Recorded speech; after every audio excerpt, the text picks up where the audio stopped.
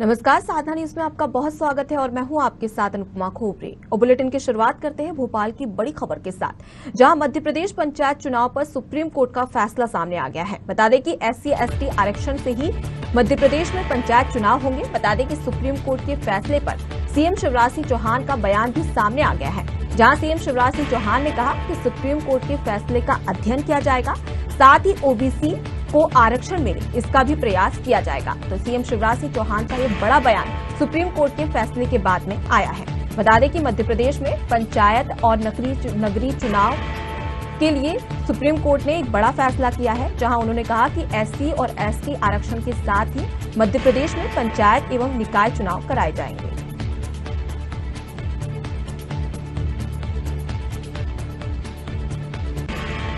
माननीय सर्वोच्च न्यायालय का फैसला आया है। विस्तृत अध्ययन हमने अभी नहीं किया है, लेकिन OBC आरक्षण के साथ ही पंचायत के चुनाव हो, इसके लिए रिव्यू पिटीशन हम दायर करेंगे और पुनः आग्रह करेंगे कि स्थानीय निकायों के चुनाव OBC के आरक्षण के साथ हो। माननीय सर्वोच्च न्यायालय का फैसला आया है।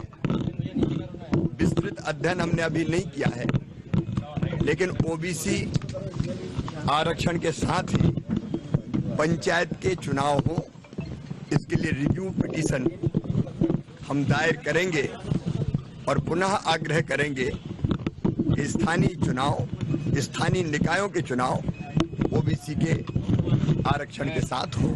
माननीय सर्वोच्च न्यायालय का फैसला।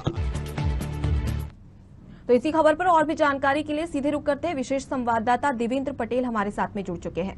देवेंद्र, लंबे अरसे के बाद में सुप्रीम कोर्ट ने एक बड़ा फैसला लिया है, जहां SC/ST आरक्षण के साथ ही निकाय चुनाव और उसके साथ ही पंचायत चुनाव होने की बात कही है।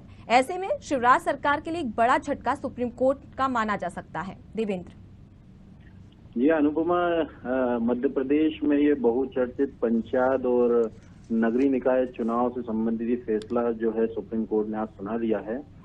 सुप्रीम कोर्ट ने OBC आरक्षण के मामले में प्रदेश की भाजपा सरकार की रिपोर्ट को अधूरा माना है। कोर्ट ने माना है कि आधी अधूरी रिपोर्ट होने के कारण मध्य प्रदेश के OBC वर्ग को पंचायत एवं नगर पालिका में आरक्षण का लाभ नहीं मिलेगा। मैं आपको बता दूं कि मध्य प्रदेश पिछड़ा वर्ग आयोग ने प्रदेश में OBC की 45% जनसंख्या को देखते हुए 35% आरक्षण देने की अनुशंसा की थी। इसी मुद्दे को लेकर प्रदेश में पंचायत चुनाव का मामला अटक गया था। मामला हाई कोर्ट होते हुए सुप्रीम कोर्ट तक पहुंच गया था। सुप्रीम कोर्ट के फैसले पर आज जब मोहर लग गई है, तो उसके बाद मध्य प्रदेश के मुख्यमंत्री ने भी जो है अपना बयान दे दिया है। जबकि खुद मुख्यमंत्री OBC वर्ग के आते हैं, उसके बाद भी इस तरह का निर्णय आया, तो उन्होंने ये बात भी कह दी है कि इसकी एक रिव्यू पिटीशन वो दोबारा सुप्रीम कोर्ट में लगाएंगे। वहीं मैं आपको बता दूं कि जो कांग्रेस के प्रवक्ता हैं, जो याचिकाकर्ता भी हैं, सैयद जफर जिनका नाम है, बहुत तेज तर्रार प्रवक्ताओं में जाने जाते हैं, ये पंचायत चुनाव को लेकर उन्होंने भी अपनी प्रतिक्रिया दे दी है। उन्होंने कहा है कि डॉक्टर भीमराव अंबेडकर के संविधान की उन्होंने जीत बताया है इस फैसले को। प्रदेश सरकार द्वारा उन्होंने जो पिटीशन को लेकर जो दायर की थी, उसको लेकर उन्होंने गैर संवैधानिक बताया है। यानी कि साफ है कि अब एक सप्ताह के अंदर राज्य निर्वाचन आयोग जो है इसमें अपना जो पूरी प्रक्रिया होती है उसकी गाइडलाइन पूरी जारी करेगा।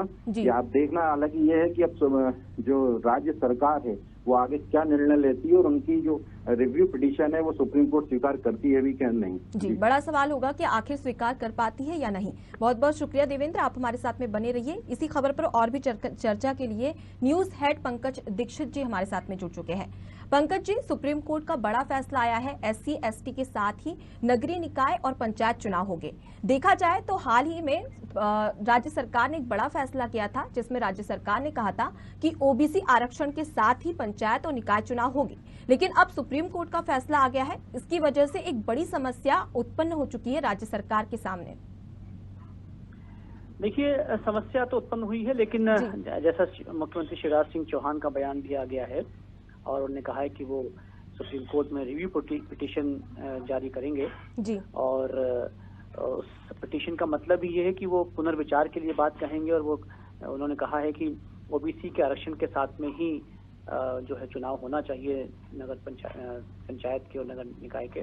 जी। तो उनका स्पष्ट तौर पर देखिए कहना है, क्योंकि कारण ये है कि लगभग 79% ओबीसी जो है कैंडिडेट हैं। जी। तो ऐसे में जो रणनीति है भाजपा की और सरकार की, वो कहीं न कहीं उस पर जो है चोट हो रही थी। इसलिए उन्होंने चाहा कि ओबीसी का आरक्षण के साथ में हो, ताकि एससी और एसटी को भी मौका मिले। जी। विपक्ष को देखिए मौका मिल गया है ये कहने का कि ओबीसी के साथ में धोखा किया जा रहा है भाजपा सरकार के द्वारा। जी। बहरहाल इतना तय है कि अभी चुनाव की राह स्पष्ट नहीं हुई है, तब जबकि सुप्रीम कोर्ट का फैसला आ गया है। जी। क्योंकि रिव्यू पिटीशन होगा, रिव्यू पिटीशन के बाद में सरकार अपना पक्ष क्या रखती है और उस पर कितने लंबे समय तक बात चलती है, क्योंकि सरकार कह चुकी है कि लगभग 2023 में जो है वो पंचायत चुनाव को ले जाएगी। जी। तो अब देखना यह है कि सुप्रीम कोर्ट के फैसले के बाद में अंततः होता क्या है। जी। पंकज जी, अगर देखा जाए तो ये सुप्रीम कोर्ट ने ये बड़ा फैसला भी किया है और ऊपर से ये भी कह दिया राज्य निर्वाचन आयोग को कि 15 दिन के अंदर पंचायत और नगर पालिका के चुनाव की अधिसूचना भी जारी करें। इससे क्या समझा जाए? देखिए, सुप्रीम कोर्ट ने तो बहुत स्पष्ट कह दिया है और बहुत ही तल्ख लहजे में भी उसने कहा है कि जो सरकारें जो हैं, जो राज्य हैं, वो ओबीसी आरक्षण के साथ में चुनाव करवाएं जहां पर भी नहीं हुआ है, और ये सभी राज्यों पर लागू किया जाए और 15 दिनों में अधिसूचना जारी की जाए। चुनाव आयोग को स्पष्ट निर्देश दे दिए हैं। सुप्रीम कोर्ट का तो स्पष्ट निर्देश है, लेकिन कई बार ये होता है कि सरकार अपना पक्ष किस तरह से रखती है, क्योंकि अंततः सरकार की जरूरत भी है चुनाव, तो वो भी अपना पक्ष रखेगी और वो अपने लिहाज से भी चुनाव करवाना चाहती है। तो सुप्रीम कोर्ट के फैसले के बाद में भी मैंने कहा ना कि अभी ये तय नहीं है कि चुनाव कितनी जल्दी होंगे और क्या वाकई अधिसूचना जारी होगी। रिव्यू पिटीशन के बाद में स्पष्ट तस्वीर सामने आएगी कि ये चुनाव कब तक होंगे। जी बिल्कुल पंकज जी, अब देखने वाली बात होगी कि सुप्रीम कोर्ट आगे क्या फैसला करता है। और बहुत बहुत शुक्रिया पंकज जी तमाम जानकारी हमें देने के लिए और हमसे चर्चा करने के लिए। तो ये खबर आपको बता रहे हैं भोपाल से, जहां मध्य प्रदेश पंचायत चुनाव पर सुप्रीम कोर्ट का बड़ा फैसला सामने आया है।